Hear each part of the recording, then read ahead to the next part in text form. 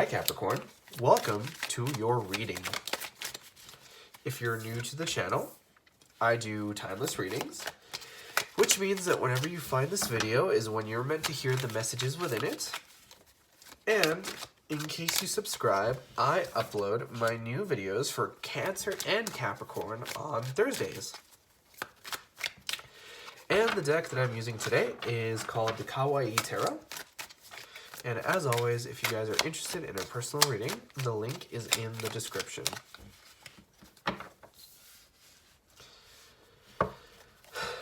Just as a heads up, I'm currently fighting off a cold, so I apologize in advance if it's a little hard to understand me. But, okay. Also, last thing is that sometimes the cards like to flip in the deck. I do see them, however, I usually don't take them unless they flip out like these ones have. And lastly, I'm just going to try to get one more card for you guys. There it is.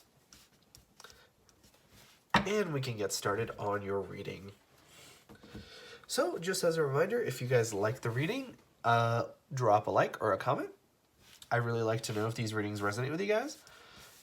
But your overall energy, Capricorn, is the Fool card. So whenever we see the Fool card, we know that we're seeing a lot of powerful beginnings. I always feel that the Fool card encompasses a lot of what all of the aces have to offer. So you have sort of that powerful beginning, the powerful passion of the Ace of Rods or Wands, and then you have sort of that clarity of the Ace of Swords and that emotional fulfillment of the Ace of Cups and the stability of the Ace of Pentacles, right? And I feel like a lot of times the Fool card talks about, sometimes I worry about using the word foolish, but I feel like you guys are sort of going into a passion project, or some kind of a love venture, and people don't quite understand it, or people might be advising you against it, but you know in your heart of hearts that it's what you want to do and it's what you should do. So I say that if you are sort of happy with what your decision is, like, by all means, go for it. But like I was saying, in your overall reading, you have, first of all, the Six of Cups and the Ten of Cups. I'll get back to the Ten of Cups, but the Six with the Ten of Cups leads me to believe that there's a strong push and pull dynamic here with love.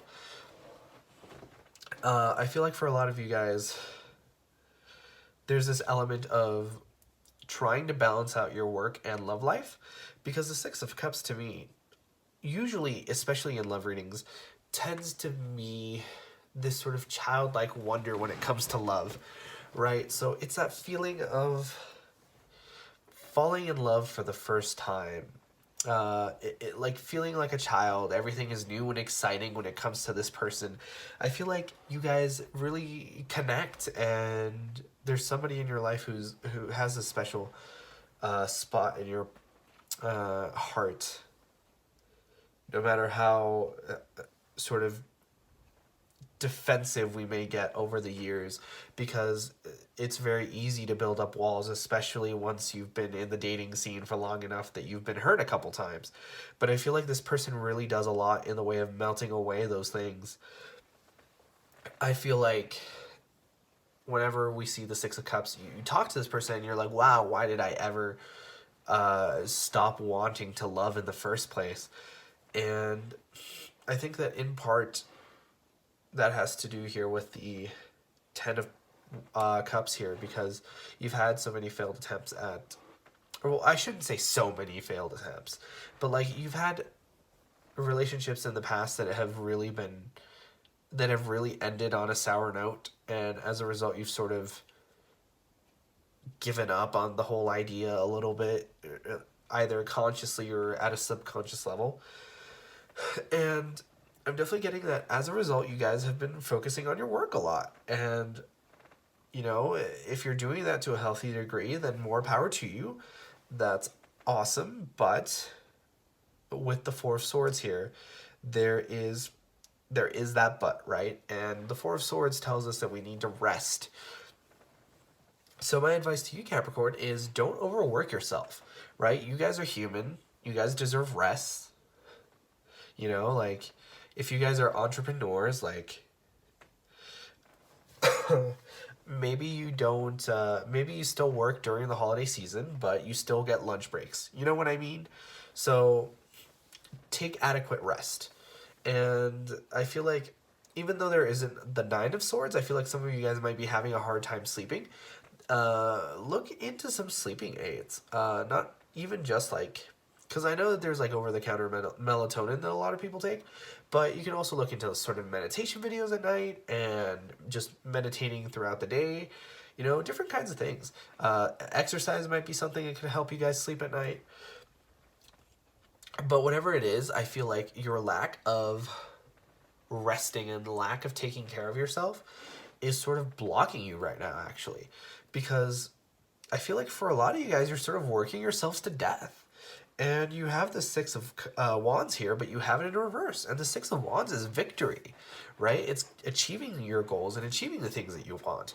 And I feel like that's well within your capability. It's just that you're so stressed and you're so tired from overworking yourself that whenever you are in the situation to do that, you tend to not be able to just because you're so overworked.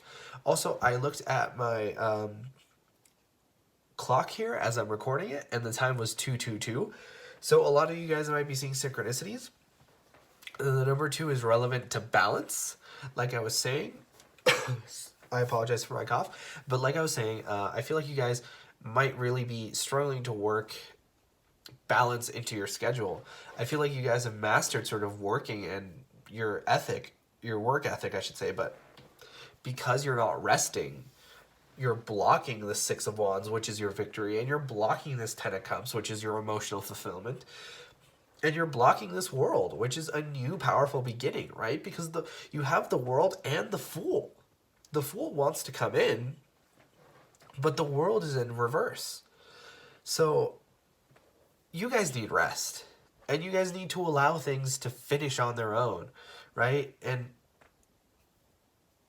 I feel like even if there is like things that aren't exactly perfect, or if you have to sort of delegate out work to other people, I feel like that's necessary right now. Because I'm looking at this like bottom row here, right? Because you have the Ten of Cups here in reverse, which to me is emotional satisfaction. And then you have the Six of Wands here in reverse, which to me is sort of satisfaction at work, victory. And I feel like the World card here is sort of all-encompassing all those things, as well as just other big life events in your life. And I feel like all those things would be far more capable if you were far more easy and possible and sort of sustainable if you would implement some more rest time in your life, right? I don't mean to make this into like me nagging at you to take a rest, but I feel like that's very important. I'm looking at this Four of Swords, and I feel like it's very important. And I feel like with this Three of Swords, the Three of Swords to me is always like the third step in a three-step process. You have the Ace of, not the Three of Swords, the Three of Wands, right? So the Ace of Wands is sort of taking in a new situation. The Two of Wands is sort of taking and making a game plan now with the information that you found out. And then the Three of Wands is sort of like, you've already executed your game plan, and now you're just waiting to reap the rewards. And I feel like, yes, sometimes, like, you may turn in a project that isn't 120% because you didn't spend all night working on it. But, like, if you give 200% of your energy into one project, then you're not going to have any energy for the next project, right? And I feel like you need to sort of implement that into your schedule. And then lastly, you have this Queen of Swords and this Queen of Wands, which I feel like are support I feel like are very much support groups for you guys. I feel like you may have a Queen of Swords person, particularly a parent, and those signs are Aries. Sorry, for the Queen of Wands, it's Aries, Leo, Sagittarius. But for the Queen of Swords, it's Libra, Gemini, and Aquarius. But like I was saying, I feel like you might have one of those signs. It doesn't necessarily have to be one of those signs. It might be somebody who has those signs in like their chart or whatever. But if you have somebody who has like a sun sign in one of those placements, take that to be extra confirmation. But I feel like these people are willing to help you, and especially if they're at work, they're willing to sort of share the load with you a little bit. And I feel like these people are going to be instrumental and key in helping you find a balance that's good for you, that works for you guys. I think more than anything, if you give yourself the time to breathe and the time to de-stress, you're going to see all these things just magically work out. And I feel like you know that already. I feel like you've been trying to manifest these things for so long, but you're just working yourself to death, so you can't even enjoy them when they come around. I feel like that's another factor that you really need to take into consideration. Like, what would you do when you have all this money? You need to have the energy to enjoy it, right? Or else it's just a stack of green paper on your desk. But I feel like once you do end up taking this rest, you're going to see massive changes. The World card is the most powerful ending in the tarot, and the Fool card is the most powerful beginning in the tarot, and you have both of them here. So you're going to see powerful, powerful changes. But that was your reading first time around, Capricorn. If you enjoyed, please consider leaving a like or a comment because it really helps out the channel. And I personally really love to know if these readings resonate with you guys. But like I said before, I upload my new Capricorn videos on Thursdays. But in the meantime, you guys are more than welcome to watch any of my other timeless readings. And with that being said, I hope to see you guys next time for your next reading.